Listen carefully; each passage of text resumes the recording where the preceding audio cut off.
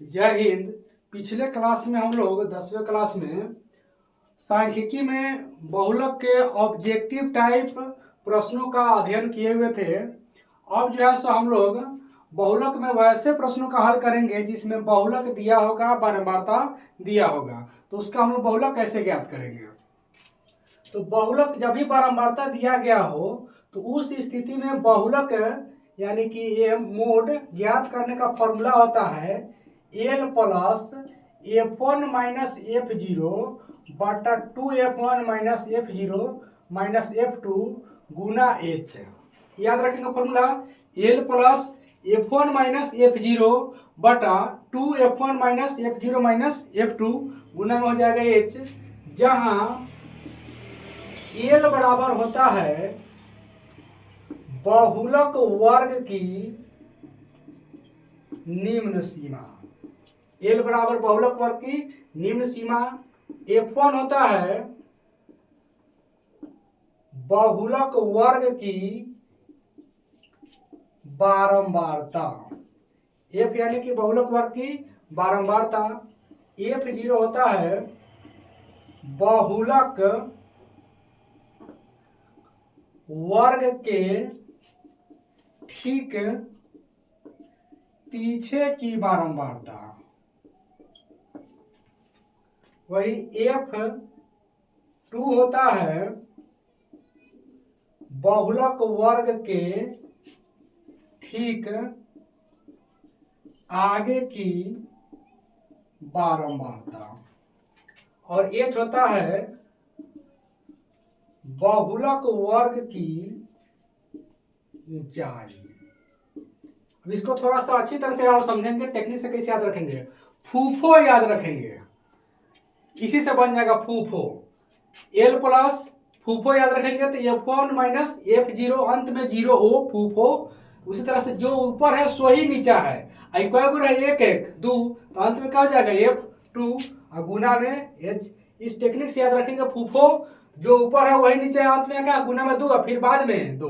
ऊपर पहले भी 2 बाद में 2, या गिन लेंगे कोई गो रहा है 2 गो रहा है तो यहाँ भी 2, या पहले 2 है तो फिर बाद में 2 वाला हो जाएगा। तो F1 हो गया जो बहुलक वर्ग की बारंबारता होगी सो। F0 जैसे मान लेते हैं कि हम यहाँ पर खड़े हैं, एक डेंग पीछे हटेंगे तो माइनस में जाएंगे, तो एक में से घटाएंगे 0 यानी पीछे जाएंगे तो 0, आगे बढ़ेंगे तो एक डेंग आगे बढ़ेंगे तो पहले का एक में बाद वाला जुड़ जाएगा तो 2। और ये यानी कि बहुलक वर्ग की ऊंचाई हो गया।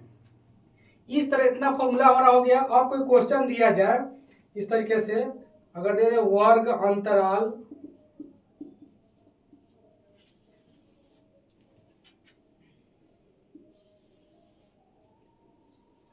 10 से 20 या 0 से 10 ले लेते हैं, 0 से 10, 10 से 20, 20 से 30, 30 से 40, 40 से 50, इस तरह से ले लिए कोई। और यहां दे देते हैं बारंबारता। बारंबारता ले देते हैं कितना 5 2 4 6 3, इतना दिया गया है।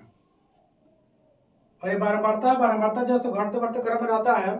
इतना दिया रहेगा तो हम कैसे इसको बनाएंगे। तो सबसे पहले देखेंगे कि बारंबारता जो पिछले क्लास में बताए थे कि बहुलक वर्ग यानी कि बहुलक वह होता है जिसकी बारंबारता सबसे अधिक होती है, उसका चरमान। तो इसमें देखेंगे सबसे अधिक बारंबारता कौन है इसमें। तो बारंबारता का सबसे अधिक मान इसमें कौन है 6।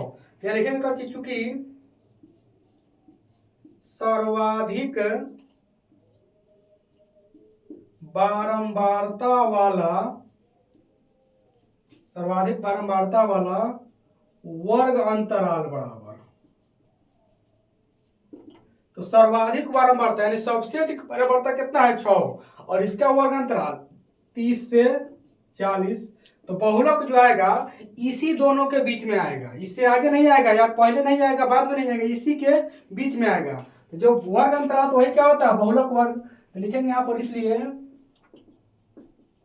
बहुलक वर्ग बराबर 30 से 40। जब बहुलक वर्ग हमको मिल गया तो हमें एल बराबर कितना हो जाएगा बहुलक वर्ग की निम्न सीमा।